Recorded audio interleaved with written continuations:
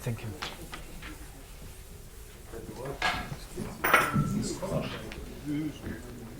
So clearly the youngest participant excited the most lively discussion. Good. So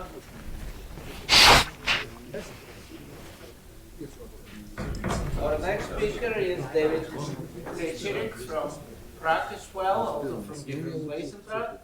And he will be talking about twisting versus bending in quantum waveguides. So let's twist. Yes, let's twist. Okay, so thank you. First of all, I would like to thank the organizers for the invitation to give a talk here. It was a very interesting conference. And as usual, I will start with the usual disclaimer. My talk will have nothing to do with graph models. But it will be about mesoscopic systems, waveguides, and nanostructures.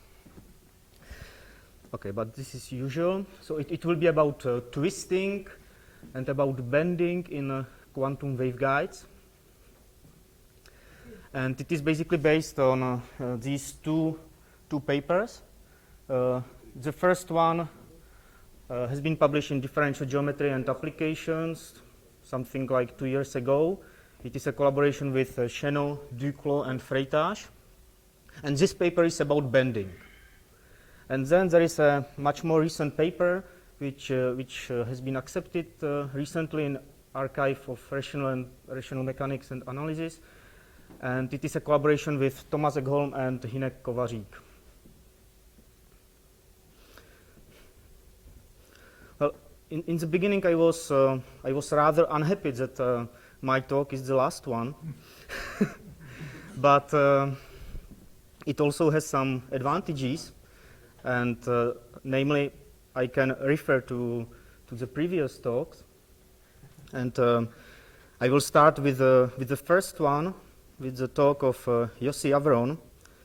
If you remember, he was saying that when he is preparing his talks, he always tries to look in Google to find some interest, some interesting picture. So I try to do the same during this week, and I will show you what I found. So this is what I found when I was looking for twisting.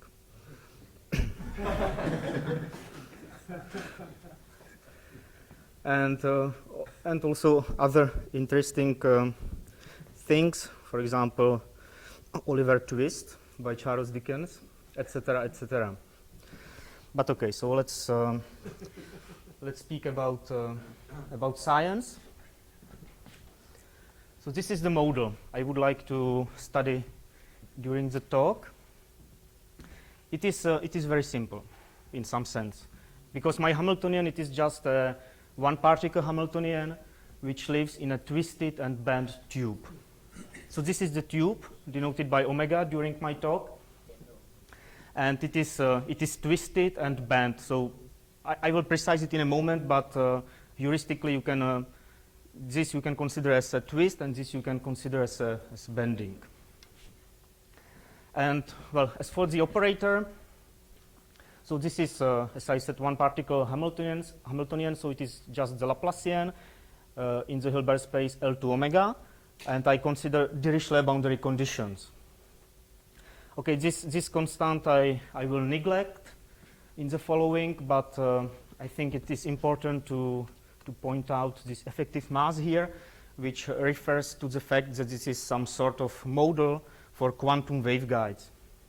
And this is, in fact, a mathematical model which comes back to the pioneering work of Exner and Sheba in 1989. And this curved tube, say, so it is somehow remarkably successful model to explain some phenomena in quantum waveguides which are measured. In particular, one of those phenomena is the existence of geometrically induced bound states due to curvature, due to bending. So this is known for, well, I don't know, almost 20 years. But surprisingly, the effect of twisting has been overlooked during those 20 years. And this is the main subject of the talk, to say that there is an effect of twisting, and this is what is interesting. It is quite opposite to the effect of bending. So what I would like to do is to, well, I'm not going to discuss physical details, because I think this is, after this week, this is clear to everybody that this might be a model, and it is in fact a model for certain mesoscopic systems called quantum waveguides. But what I would like to discuss it is the interplay between a spectrum of this operator and the geometry. So this is my interest. And I will precise the model in a moment, but even here I would like to point out some characteristics which are characteristic for the model. So first of all, my tube is unbounded. So you can look at it as a globally one-dimensional system, or quasi one-dimensional if you want, but locally it is always three-dimensional. And this morning we were set that we should start and finish in 3 dimensions. So this is a tube embedded in a 3-dimensional space, and I will always assume that the deformation, twisting, and bending, that there are local deformations. This is quite important. I will explain it. And also an important characteristic is that the cross section of the tube is uniform. It is constant. So this is very important. Okay, so just quickly some plan for the talk. So in a moment I will start with the geometry of a twisted and bent tube. Then I will introduce the strategy we use to study the problem. I will locate the essential spectrum. So it is an unbounded model, so we have some continuous or essential spectrum. I will briefly mention the effect of bending, which is known, but I will concentrate on the effect of twisting, which is, I would say, my main contribution to the problem. And I will finish by conclusions by mentioning some open problems or extensions. So, well, as for the geometry, the idea to construct the tube, it is to take a 2-dimensional cross-section, take a curve in 3 dimensions, and to somehow transport the cross-section along the curve and to rotate it somehow. And to make it more precise, I'm sorry, but I will have to mention some geometry, but not too much. So first of all, gamma, it is this curve in R3. I assume that it is parameterized by arc length. I denote by kappa its curvature, and by tau I denote its torsion. I make an assumption that the curve possesses an appropriate smooth Frenet frame. Okay, the Frenet frame, it is just the triad of the tangent, normal, and binormal vectors. This is rather a technical hypothesis, but basically it means that we have the Serre-Frenet formulae for the derivative of the Frenet frame, which is like this. This is something standard. So this is the curve. This is the skeleton, or this is the graph. You can think about it as about the graph. And now I construct the fat graph by taking a cross section. So it will be an open connected bounded set. Notice that I don't assume any regularity condition about omega, and I introduce this some auxiliary quantity related to omega, which is related to the half diameter of omega. Then I introduce some rotation matrices in R2. So this is well, I can parameterize the matrices in this in such a way. Here theta it will be some smooth real valued function. So this is some rotation angle function. And okay, having these preliminaries, I defined the tube as a mapping, as an image of a straight tube via some mapping L, which is here. And this is exactly the formula which I described by on the picture, in fact. So here we take the curve.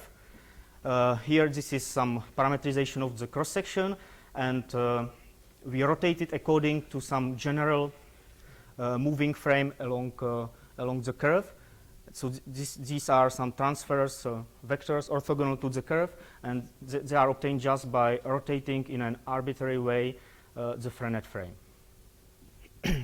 So the Frenet frame, it is just some technical frame we use to construct the tube, but this is the general frame we use. So this is a general definition. I think it's clear. And as usual. So T is now a point in omega, right? Yes, this is important. So S, it will be the longitudinal variable on the curve, and T, it is, okay, I use some strange notation that it is T2, T3 in omega. Thanks. And well, I assume that omega, that the tube is not self-intersecting, which is just the usual condition in order to have a tube. Well, that it has that it is embedded. But this is also technical. In fact, we can also, if we don't insist on the embedding, we can also consider this tube in an abstract way. The results also hold then. Okay. What is K1? I see. Where is K1? Here. No, and the bottom. Okay, so it happens. So K1, it is K. Is K. So if you see K1, it is K, and if you see K2, it is tau.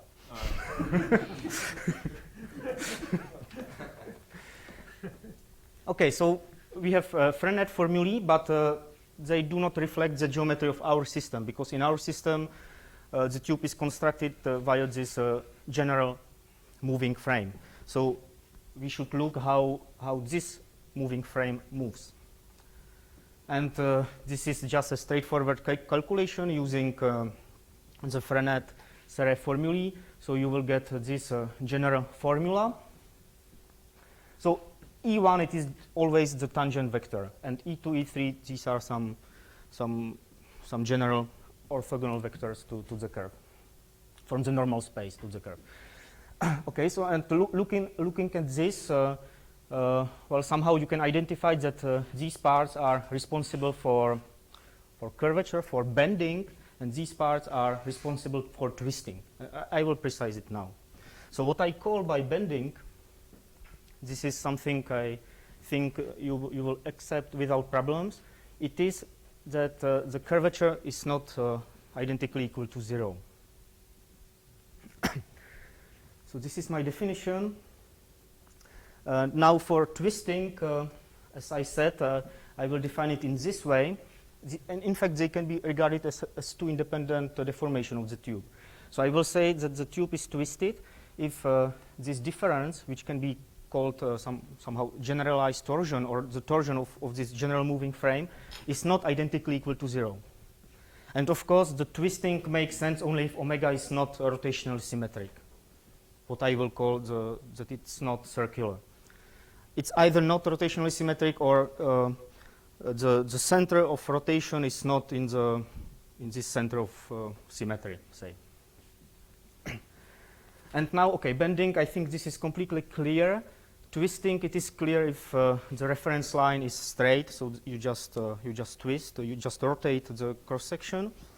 But I think I don't know. I think it's not completely clear what the twisting means in general. If the curve is not planar in the space, if it is in a general curve. So, for this reason, I would like to mention some equivalent definitions of twisting, which I think will be instructive for you. And I will proceed by negation in the sense that, okay, so a tube of non-circular cross-section is not twisted if the moving frame is chosen in this special way. So this is just the negation of this requirement. And if it is chosen in this special way, then physicists will know that there exists a term for it, and this special frame is called tongue frame. So what you have to do, you just, you have a torsion, the curve is given, and you have to integrate the torsion to get some special angle function, which is unique up to initial conditions. So this is just the definition I was mentioning in a previous slide. But now I would like to point out that this is somehow related to the parallel transport, that the cross-section is somehow transported parallelly along the curve. Of course, okay, we are in the flat three-dimensional space, but, okay, so what I mean by the parallel transport, now forget about the cross-section, take just one of the normal vectors and translate it according to some angle theta. So in this way, you will get some two-dimensional surface. Such a surface is called ruled surface because it's generated by straight lines. So it is a surface in R3. It has some normal vector. And now if this normal vector, surface normal vector, is transported parallelly along these generators, then this is exactly equivalent to the condition that this theta is chosen in this special way. So here certainly this is not the case. If people know the Berry phase, it's exactly the same. So it's the Berry phase, I mean, it's a natural connection on the normal bundle. So because it's a sub-bundle of the trivial bundle. There is a natural connection, which is known as the Berry phase. Perfect. So we have another equivalent condition. That's an equivalent definition. Thank you. Okay. Excuse me, will you have any problems with the square cross-section? No. No? No. The square cross-section could be then or vertical or horizontal, and then when you bend it, it would be any tunneling between the modes? I'm not sure I understand it. Okay, first of all, this angle theta, it is smooth. So it's smoothly transported along the curve. And So would be not well, I don't know. There is no problem. Okay, so we have a ruled surface constructed by one of the normal vectors, and there exists in differential geometry. There exists a general theorem by Massey. I don't know how to pronounce it, and this theorem tells us that this ruled surface, or in general, a surface is developable. Or the transport is parallel in this case, if and only if the curvature of the surface is 0. So this is also somehow related to some curvature, the intrinsic curvature of the surface, the Gauss curvature, if you want, is equal to 0. And finally, for physicists, we can also say this can be checked that if we look at this normal vector transported along the curve as on some traveler, which is non-inertial if the curve is curved, then in fact this non-twisting, it is equivalent to the fact that the Coriolis acceleration, Coriolis force is absent. But okay, so just to give you some ideas what the twisting is. So I hope now it's clear. So let's go to the analysis. So my object of interest is the Laplacian with Dirichlet boundary conditions in omega. It is defined in the standard way by means of its quadratic form, which is with this domain, and so this is the action of the quadratic form. This is standard. And that's why I don't need any regularity conditions about omega, because I will always work with quadratic forms. And now here comes the main strategy, which is obvious. Okay, so I have this mapping L which is a diffeomorphism, in fact, between the straight tube and my curved tube omega, which is twisted and bent. It was just this mapping which describes rigorously what I showed you on the picture. So at this mapping, you can also look alternatively that you can identify this curved tube with the straight tube, but with some non-trivial metric G, which is induced by this diffeomorphism. And now using the formula for the motion of the moving frame, you easily find that the metric has this form, where H is in fact the Jacobian of the transformation. It depends on curvature and the angle theta, and H2, H3, they depend just on this generalized torsion, say. It's okay. And using this diffeomorphism or this identification, if you want, I will look at my tube as some Riemannian manifold with some non-trivial metric, and then the Laplacian is unitarily equivalent to this Laplace-Beltrami operator. Again, considering in the sense of quadratic forms. That's why I write W here in a weak sense. And the Hilbert space, now it's the Hilbert space of the straight tube with this volume element. Here, this is standard notation for the determinant, and this is a notation for the coefficients of the inverse. This is standard. And okay, this is just some, in my opinion, some useful formalism to look at it from this differential geometrical point of view, but basically it is nothing else than passing to some curvilinear coordinates on the tube. It's very elementary, in fact, but I like this approach, which is somehow useful in the calculations. Okay, so this is the Hamiltonian, and now very quickly I will just say how we locate the essential spectrum. First of all, a small remark. If the tube is straight, it means it's not bended, it's not twisted. So it's something like that. Then it is just an elementary exercise to check that the spectrum is absolutely continuous. It is given by this interval E1 infinity, where E1 it is the first eigenvalue in the cross-section omega. Very basic.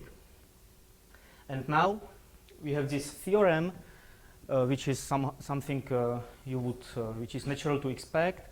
Now, if the bending vanish at infinity and the twisting vanish at infinity, then the essential spectrum is preserved.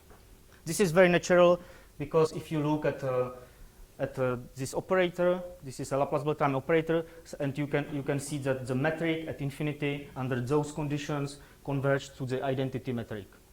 So this is natural to expect, but it is interesting that to use the standard tools of spectral theory, it's not easy to establish this result, because well, it is straightforward to use this while criterion to prove such a result, but the while criterion is established for operators, and here if I can prove such a result for using the classical while criterion, but then I have to impose some additional conditions on derivatives of curvature and torsion.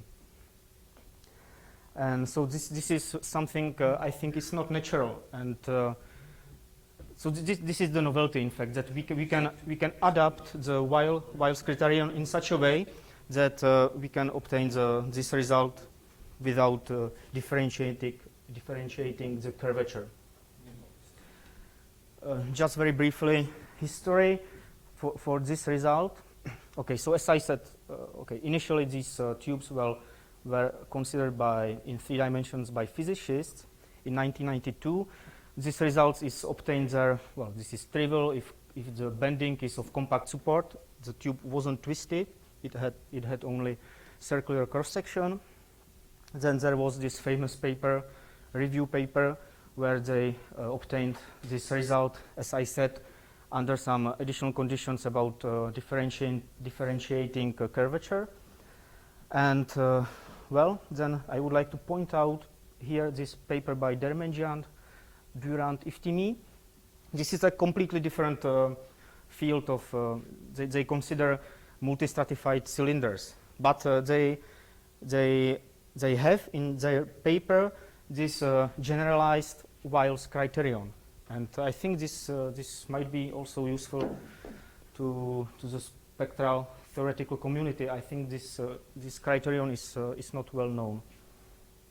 Okay, so then we were inspired by this paper, and in the paper about bending, and where there was no twisting, we proved this theorem for arbitrary cross section. Okay, so this is the essential spectrum. It's the same as in the straight tube. And now the question I would like to address here, it is to ask whether we can have some other spectrum. For example, eigenvalues below the essential spectrum. And this is exactly what, as I said, has been known for almost 20 years. And it is the effect of bending. Namely, if the curve is bent, but it's not twisted, so it rotates, the cross-section rotates in this special way, then there is always some spectrum below the essential spectrum. And this is true just under these two conditions.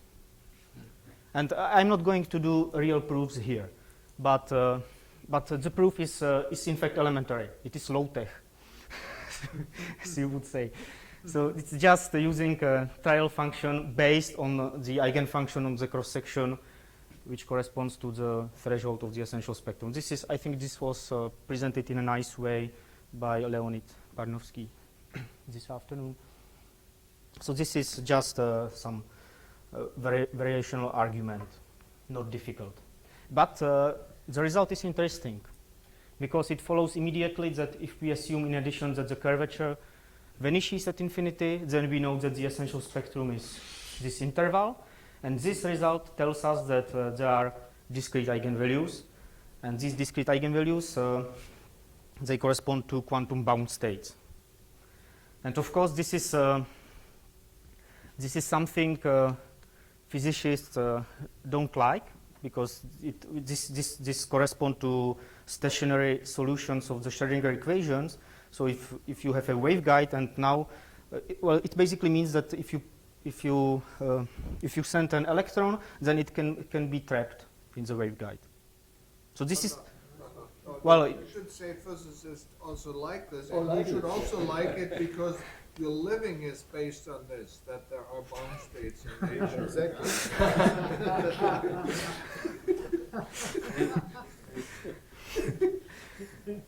I like it. I also live on it. Well, okay, so, but it basically means that bending acts as an attractive interaction. And this is a very interesting result. This is also notice that this is a purely quantum result. In classical tubes, if you consider classical transport, you don't have these bound states. Okay, some history. So for three-dimensional tubes, this was obtained by these physicists in 1992 under these conditions where kappa was compact, omega was circular. Then again, this review paper by Duclos-Exner under additional conditions of the derivatives of curvature. And then the main message of this paper, we generalized the result to arbitrary dimensions. And but what was, I think, more important, it was to consider omega arbitrary. But I stress again, no twisting. And this paper, well, this is 2 years. And Can I make an additional remark? A theory does not become a quantum theory only by putting an h bar squared in front of the Laplacian. I mean, you can discuss the Laplacian without the h bar squared in front, and then you also have classical physics. Yeah, this is wave physics. Well, also, okay, yes, right. And in fact, these bound states were observed, were experimentally demonstrated in electromagnetic waveguides in 2 dimensions. So, okay, but if you put H and you take the semi-classical limit, then I mean, if you do electrodynamics and so on, you also encounter the Laplacian, and Maxwell equations do not know H bar. yes. Okay, so I consider this as something well known to this community. Just I wanted to recall the result. But now I would like to go to something more interesting, and it is the effect of twisting. So here we have this collaboration with Egholm and Kovařík, and so this is this recent paper. Well, it took some time to get it accepted. And the result is basically as follows. So let me assume that the tube is not bent, just for simplicity to see the effect of twisting. So I assume that, okay, then curvature is equal to 0, torsion is equal to 0, and I assume that the tube is twisted in the sense that this that the angle is not constant, that it rotates along the straight line. The curve is just the straight line in this case. And I assume that the cross-section is not circular, so that it's exactly that the tube is twisted. When you said not circular, it's with the center on the line. If it's circular, Yes. side, Yes, exactly. It's either it's not rotationally symmetric, or even if it is rotationally symmetric, the center is not at the origin. Okay, I need some technical conditions which I think are not important. And okay, so our result is that we have this type of inequality for the Laplacian. So I take my Hamiltonian, I subtract the energy of the threshold of the essential spectrum, and I found that there is some strictly positive function. That this operator is bounded from below by a strictly positive function. This C, it is a positive constant which depends on S0, where S0 it is a point on which the twist is, it is one point of the support of the angle theta dot. And it depends on S0, on some properties of this function, for example, on its support and on the geometry of the cross-section. And okay, so it's also here notice that it goes to 0 quadratically at infinity. Of course, it has to go to 0 because we know that under these conditions the essential spectrum is E1 infinity, so you cannot go above E1.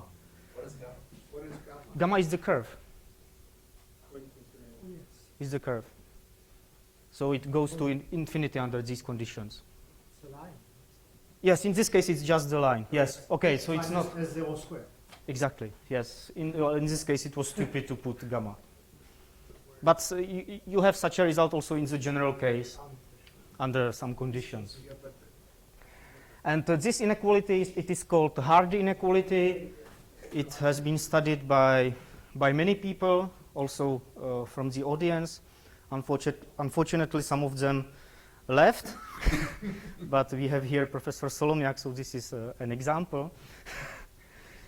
And this inequality is very important because, well, firstly, you can translate this result as saying that twisting acts as a repulsive interaction, because you see that the spectrum is somehow pushes on the right above E1. But okay, so why is it important? It is important because it implies certain stability of the spectrum. It means that now if you have this Laplacian and you add some attractive perturbation, then you will not create bound states if the perturbation is sufficiently small. This is completely opposite to the previous result. For example, one of these attractive interaction, it is the bending. If you have a straight tube and you bend it, you always create eigenvalues below the essential spectrum. And now, if you have such a result, so you see that if you can, okay, we will see it, but for example, adding any negative interaction, the spectrum will be stabilized in some sense. I think I have also time to mention the idea of the proof. I will not do the proof. It's just to give you some idea. The proof is it's not high tech, but some in the middle. Okay, so I have the quadratic form of the Laplacian. So this H, it is just this Laplacian expressed in these curvilinear coordinates. And I do what I think is called ground state decomposition. I take a test function from the dense subspace of the domain of the quadratic form, and I write this test function as J1 times the rest. So this is in fact definition of phi. And J1, I recall, it is the eigenfunction corresponding to the first eigenvalue in the cross section. Okay, so it is a positive function. I can do this. And I also introduced this differential operator. So this is T, I recall. These are coordinates in the cross-section. So these are derivatives in the cross-section with respect to T2, with respect to T3. So this is nothing else than the angular derivative in the cross-section. And now using the metric, which I calculated, you simply obtain this result. This is a straightforward calculation using this decomposition of this ground state decomposition. So you have a sum of 4 positive terms, and then you have some mixed terms, which I will not write down. And okay, so what do we have here? Well, this is just the result. Here we have this angular derivative. And now, okay, so we would like to show that this is somehow positive. And if you look at these terms, so you can see that the danger comes from the situation when phi is constant. Because if phi is constant, these terms disappear. Also this term disappear. But we will end up with this term, which is if phi is constant, so this is something constant, and we will have here theta dot, which is by assumption not identically equal to 0, and we have here the angular derivative of J1. And J1, it is the first eigenfunction in the cross-section. And if omega is not circular, then this derivative is not identically equal to 0. So we have some positive contribution. But of course, this is just the idea. The main problem is to extract the idea from this quadratic form. And technically, the most complicated thing it is to deal with these mixed terms. So I'm not. Why this sigma of G1 is non-zero? Because if omega, this is the eigenfunction, the first eigenfunction in the cross section, and if omega is not circular, so then the eigenfunction is not rotationally symmetric, and this operator, it is the angular derivative operator. Okay, thank you. Okay. Okay, so this is the idea of the proof. And so this is the effect of twisting. It is quite opposite. It is repulsive. Bending is attractive. Twisting is repulsive. And now you can ask the question, what's okay? Now you can play. You can play with twisting. You can play with bending. And decay as S squared is. Well, in some sense, it is sharp if under these conditions. If it is compactly twisted, then it is sharp because at some point we are using the classical Harding inequality, which is sharp and it has quadratic decay at infinity. But this is something we didn't realize when making the preprint. I think in the published version it is already precised that in fact these conditions are technical. So if we assume that the twisting goes very slowly to 0 at infinity, it has to go to 0 because of the essential spectrum, but it can go arbitrarily slowly. So then if this slowness is better than the quadratic decay, then we can get a better result. It depends on this theta, on the behavior of theta dot. But under these conditions, it is sharp. Okay, so now you can play. We are coming to the title of my talk. So now let me assume that the tube, this theorem, it is about a twisted tube which is mildly curved. So it is twisted, some technical conditions. This is twisted. Okay, also some technical condition about curvature, about bending. And then the result is that, well, this is some mathematical statement, but it basically means that if the bending is mild, then the spectrum is just E1 infinity. It is just the essential spectrum. There are no eigenvalues below the essential spectrum.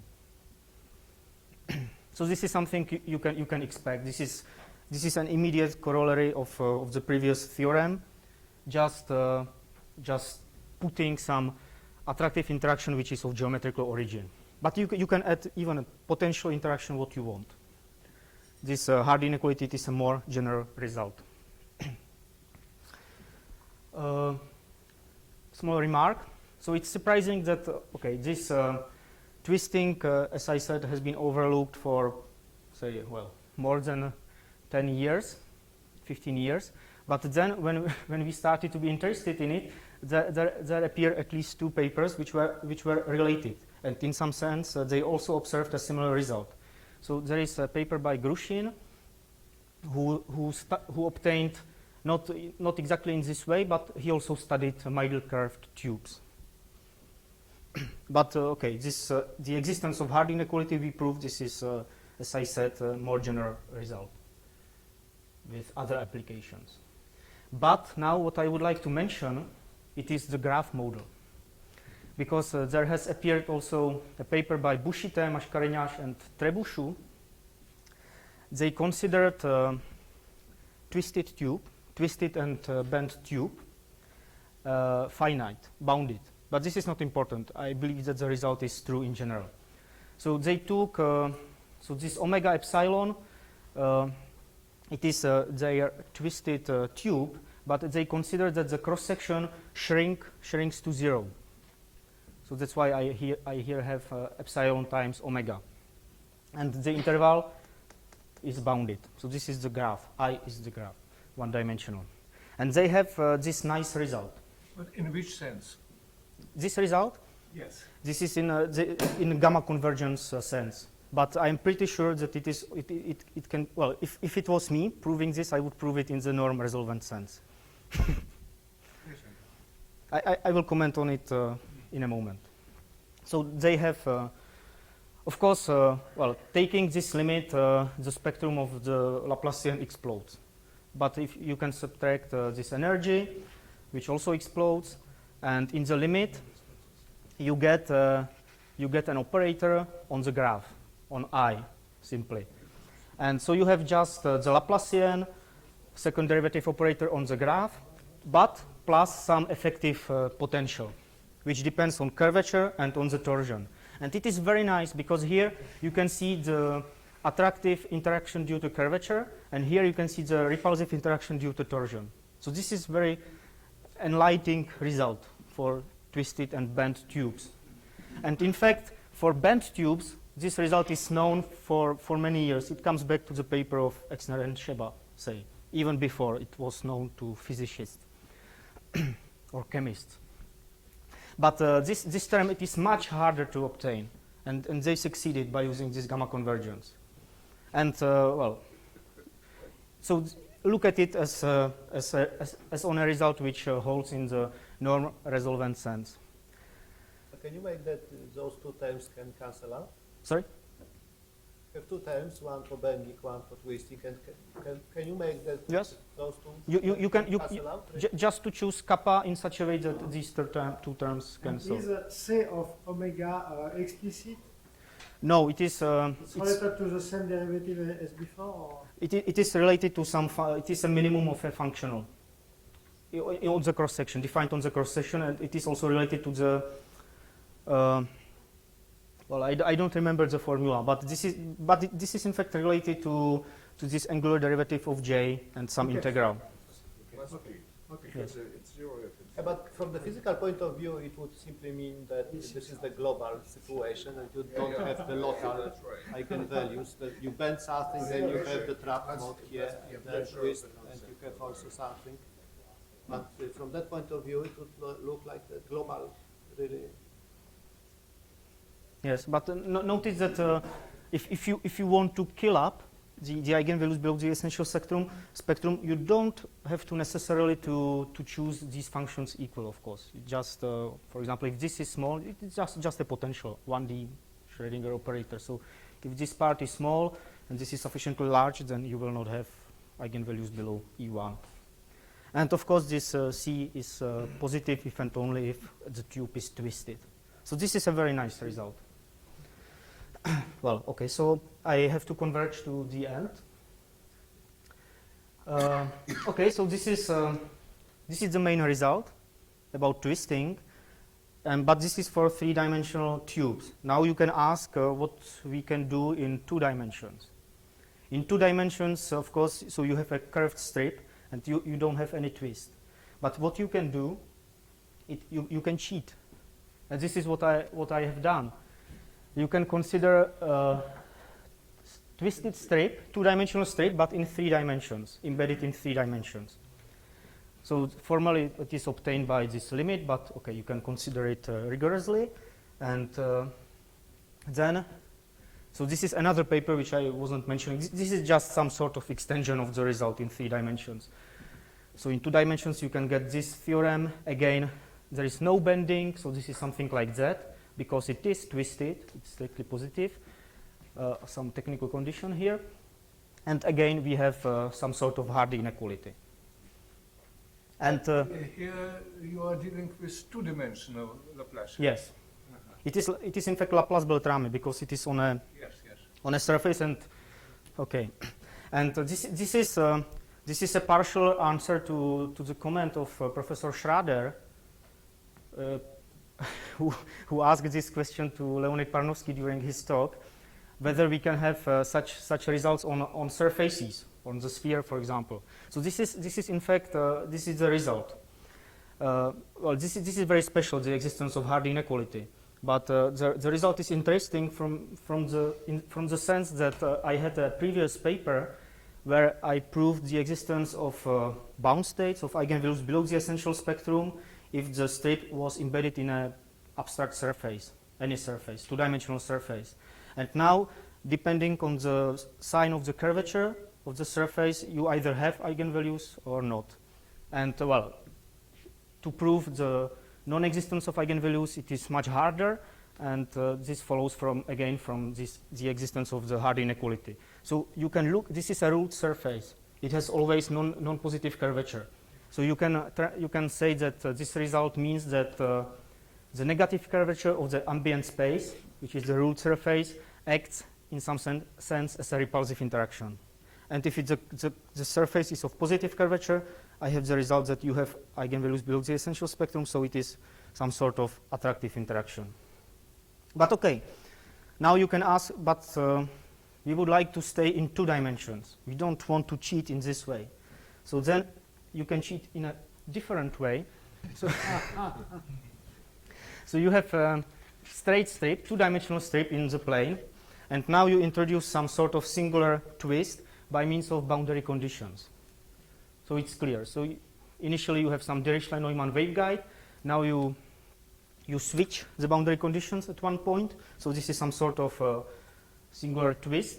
And there is a recent collaboration with Hinekovařík, where we showed that also in this case there is a Hardy inequality, which has this simple form. This constant depends only on the width of the strip. So now you are working on the rectangle, on the infinite rectangle. Yes, infinite rectangle, So the Laplacian is 2-dimensional Laplacian. 2-dimensional. Just the Laplacian, no Laplace-Beltrami. You do this periodically or No. It's You twisted need- just in one point. only once? Only one point. But this one point is enough to produce this repulsive sort of repulsive interaction. And it is important because now, again, you know that if you add some small attractive interaction to the operator, you will not create eigenvalues below E1. Because if the interaction is sufficiently small, smaller than this decay at infinity, this decay function. So again, it has consequences for the stability of the spectrum. Okay, but if it's very constant. So how many minutes do I still have? 5. Perfect. So E1 is the same you will have without twisting? E1, it is yes, it's the same, because it is just the eigenvalue in the cross section, the first one, and this is exactly the energy which determines the threshold of the essential spectrum. So, and the essential spectrum is determined only by the behavior at infinity. So it's just this E1 infinity is always the essential spectrum in the twisted or non-twisted case. So I still have time, so it's good, so I can finish. So this is the moral, this is the message of my talk. So this is something you should remember, I think. And the message is that bending acts as an attractive interaction, while twisting acts as a repulsive interaction. In the sense that in a bent tube, you have eigenvalues below the essential spectrum. Spectrum is shifted to the left. And here, the spectrum is not changed, but you have more. You have some sort of repulsive interaction because of the existence of Hardy inequality. And now, some open problems. So, of course, higher dimensional generalizations.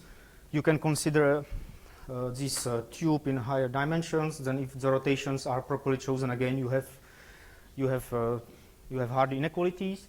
It's it's maybe not so interesting, but you can also consider a layer problem, shell problem. So you can consider a tubular neighborhood of some general cross section about a surface, about a general Riemannian manifold.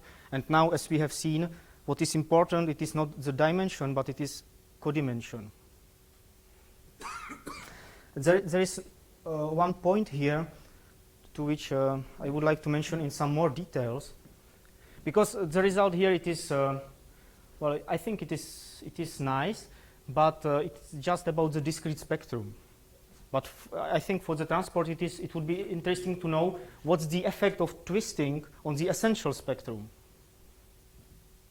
And so, since I still have a little bit of time, I would like to go in some more details, and I propose here one way in which maybe one could analyze this problem, because the study of essential spectrum of embedded eigenvalues or resonances, it is much harder. And so there is one way I suggest. Maybe it will not work, but maybe it might be some working, some possibility to some work to study. And for this, I would like to recall my collaboration with Rafael Tiedra, where we considered bent tubes, not twisted but bent, and we developed the Moore theory, the theory of conjugate operators, to show that to state some properties about the essential spectrum, about embedded eigenvalues, etc. for tubes. But the main mathematical result in that paper is that this dilation operator is strictly conjugate in the Moore sense to our Hamiltonian, and this exactly on the real line, except for the thresholds. These are eigenvalues of the transfers on the cross section. So this is the Moore estimate, and such a Moore estimate, it has important consequences to spectral properties.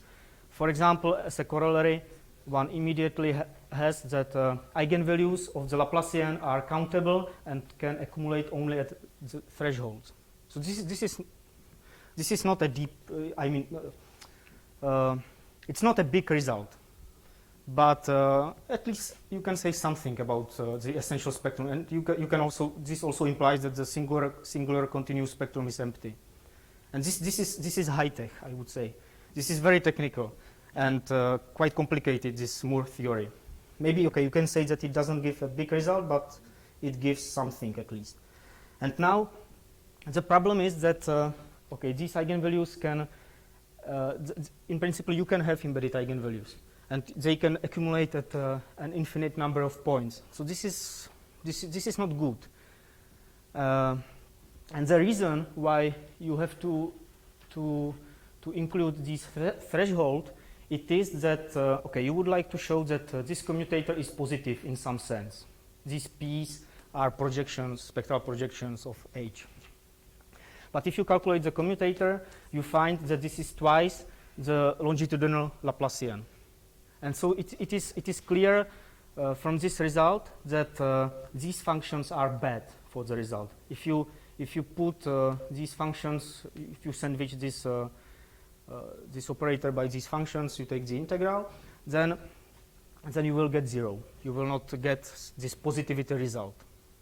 So that's why you have the result only outside the thresholds. But now if the tube is twisted, well, this is for the straight tube for simplicity. And now if the tube is twisted and you implement these bad functions, so you find something strictly positive just because of the twisting. So I think this is my conjecture. I think that probably one could try to develop this Moore theory for twisted tubes to deduce some stronger result. That my conjecture is that maybe it could be possible to show that they can accumulate only at the origin. Okay, so let me finish just by these other physical motivations. So in this talk, in our papers, we demonstrated the effect of twisting on some very simple model, quantum waveguides. But because of the other extensions I was mentioning, I believe that the result is much more robust. I believe that this is a more general result. For example, I believe that this effect of twisting could be observed also in other physical systems. For example, Leonid Parnovsky, I think they have this nice model about the shelf waves on the coast. So, for example, I think it would be interesting to look at this model. If you have coast twisted coast, so I think that you see what I mean. Of course, this is just an idealization, but I believe that you will observe something, some stabilization or something like I observe here, or more generally, for example, and I really believe into this, is that if you take in fluid mechanics, you take a twisted water pipe. So I believe that if you really use a twisted pipe, then you can ameliorate something. I don't know exactly what, because the equations are difficult, but I think it would be worth to look at these problems in some other physical models. Thank you for your... The Soviet Union always used twisted pipe.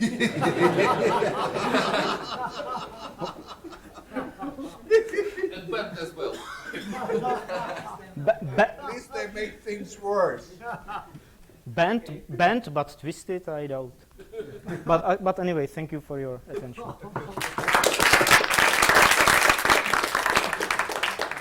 Questions? Do you have any examples when you have non-trivial twisting and embedded eigenvalues? No.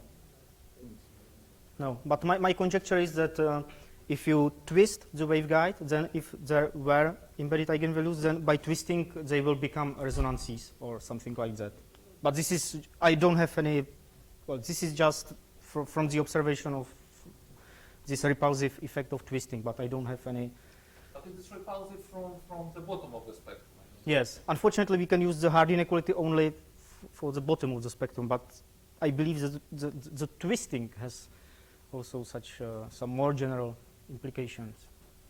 Well, I just make a comment on this. I think in one of the books of Reed Simon, there's an example of a long-range potential with an embedded, where you have an embedded eigenvalue. You sort of say, and this could be also modeled, because I once wrote an article on a where you have R3 but with a metric which is asymptotically Euclidean, but very slowly Euclidean. And there we could also prove the existence of an embedded plane value. So what you have to do is you have to get some very long oscillations on the deviations from flatness of the metric No. tensor. I believe that this will be true if we have this slowly decaying bending. But even if it is slowly decaying twisting, I think that twisting has the opposite. I see. But of course I don't. Sorry. Suppose that you have infinite tube, otherwise perfect, but you twist it periodically. Can you say what the effect will it have on the dispersion relation?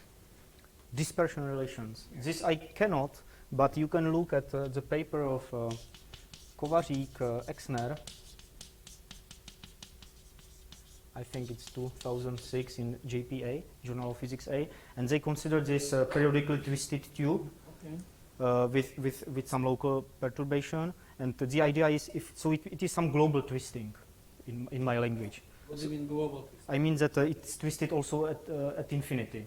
It's No, not. of course, It's not periodic local. twist. So it is periodically twisted, so global. And what you observe is that even the essential spectrum goes up, which is something you could expect, I think.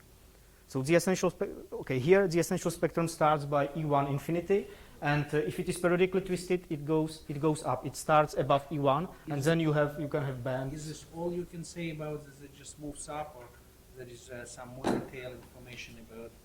No. Is there any apparatus to compute the dispersion relations, eigenmodes, things like that? No, in fact, the only result that they have is that it is periodically twisted, and now you slow down at some point, and then you speed up again. Then you will create discrete eigenvalues below the essential spectrum. You will create discrete eigenvalues below the essential spectrum. You mean periodic? It is it is okay. Imagine that it is periodic, and then you introduce some local deformation. Oh, yeah, And this local deformation is that it is that you slow down this twisting procedure. There were previous papers by Exner and Yoshitomi about periodically bent Yes. tubes, and they showed that you can create gaps below this E1 level. Exactly. Those eigenvalues, they spread into thin zones, and you can, but it's kind of simple consequence of this effect. Other questions, comments? I have a comment that, as always, Russians knew this first. I tell you, when I heard the first time about this result, it was more than 40 years ago. I was in high school. When we were dancing, our vice principal always told us that twisting was repulsive. And we didn't believe her, but now we have rigorous rules. I didn't even use that word moral. I think she knew it. And bending. Don't discuss it. Okay, let's thank speakers for the wonderful last lecture.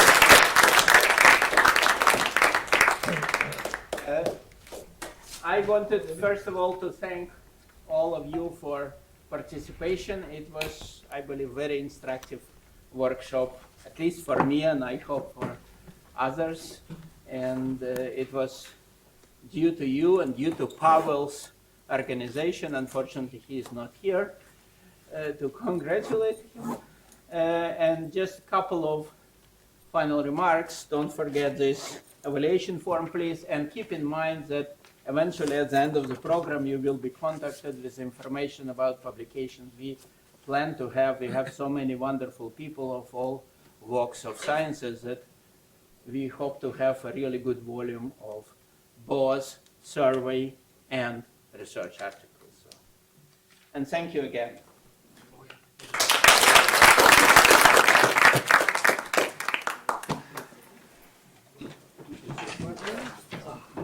Yeah, I have one.